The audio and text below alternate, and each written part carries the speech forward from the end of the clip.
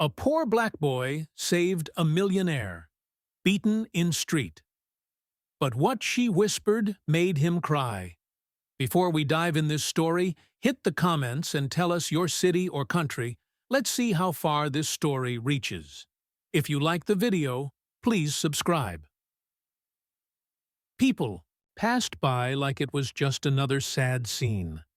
A wealthy woman lying bloody on the sidewalk, her designer coat torn, her pearls scattered. But then, a barefoot black boy no older than 11 ran toward her. No one knew his name. No one expected him to stop. He chased the attackers off with nothing but a broken broom handle and raw courage. But what truly stunned the woman wasn't the rescue.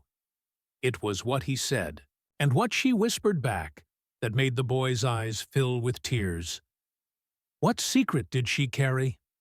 Isaiah was used to being invisible. 11 years old, thin from skipping meals, and living in the back room of his aunt's laundromat in East Harlem. He didn't ask for much, just a quiet corner to read and a warm night every so often. He knew the world didn't owe him anything. But that afternoon, while biking back from collecting bottles, he saw a commotion near the intersection of 121st. People were walking faster, heads turned away, some even crossed the street. That's when he saw her. A woman, middle-aged, elegant, unmistakably wealthy, was being mugged by two men. No one moved. Not a single adult stepped in. But Isaiah did. What he didn't know was that this moment would change both their lives forever. Without thinking, Isaiah threw his bike down and sprinted toward the scene. One of the men noticed him, laughed, and said, "Scram, kid!" But Isaiah didn't. He grabbed the rusted broom handle from a nearby trash can and swung with every ounce of strength he had. The attackers were startled. Not hurt, but startled. Enough to run. The woman lay still, bleeding, trying to sit up. Isaiah helped her, his hands shaking. Her lip was cut, her wrist bent oddly, but her eyes were clear and locked on his. He offered her water from his backpack.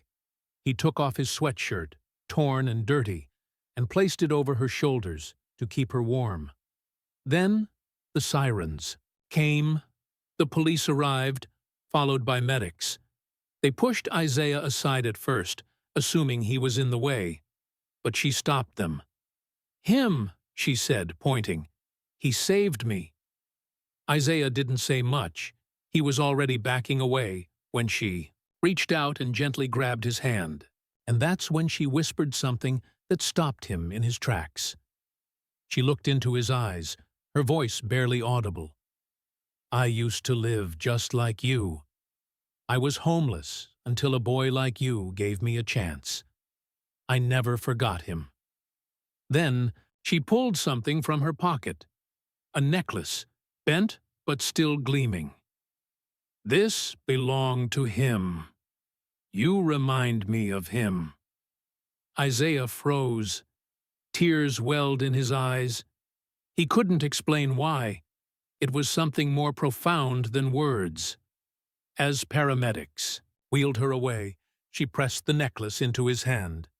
"Don't disappear," she whispered. "Come find me." Isaiah stood motionless as the ambulance doors closed.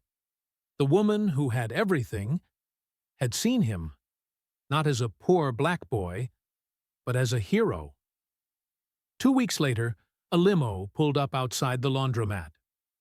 The woman, CEO of a Fortune 500 company, stepped out, healed and smiling. She had found him, and in front of news cameras, she announced a new scholarship program named after Isaiah. But more than that, she gave him something few ever had: a mentor, a home, and belief. Isaiah's world changed, not because he asked for recognition, but because he chose compassion when others chose silence. How many more Isaiahs go unseen? And how many lives could change if we chose to see them? Tell us What city and country are you watching from? If you enjoyed this story and thought it provoking, don't forget to like, share, and subscribe for more powerful narratives. Let us know your thoughts in the comments. Take care.